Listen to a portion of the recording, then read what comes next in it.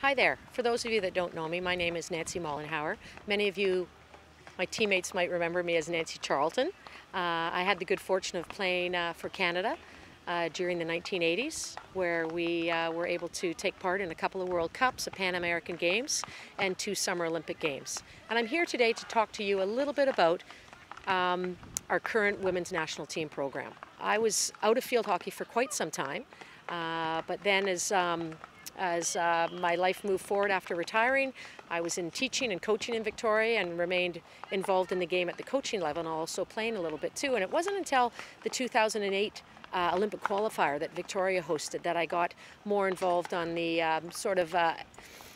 organizational side of things, and we hosted a great Olympic qualifying tournament in Victoria, and from then on my interest was piqued a little bit, and I was watching and following the girls a little bit more closely. These past 16 months have been great for me personally.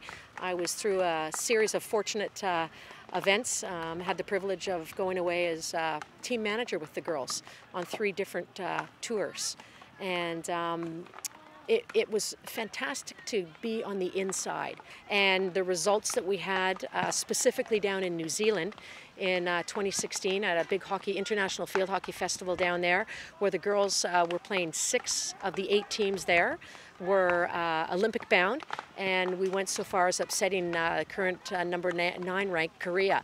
So just I was blown away by the impact and how much the program had grown in the past several years.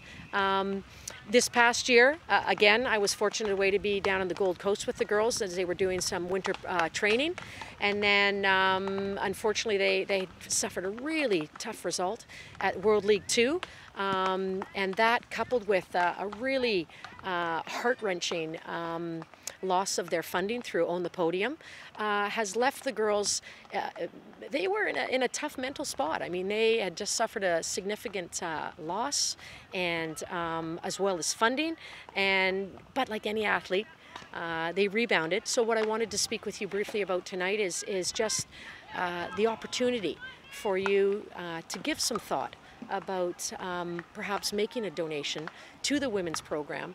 You know, it's hard enough being an international athlete, especially at a field hockey level in Canada, and these girls now are not only representing Canada, but they're working part-time and doing their own fundraising. And it's a pay-as-you-go system now, and that is something that we can't sustain for a very long time. We need to have our players preparing at the best absolute level that they can, and when we did have that funding, that's exactly what these girls were able to do. They were able to focus on their hockey and their physical and mental and skill development 24/7, and the results paid off. We saw that. So we'd really like to try and keep that ball rolling with these girls as we look towards the next World Cup and 2020 and 2024 and beyond.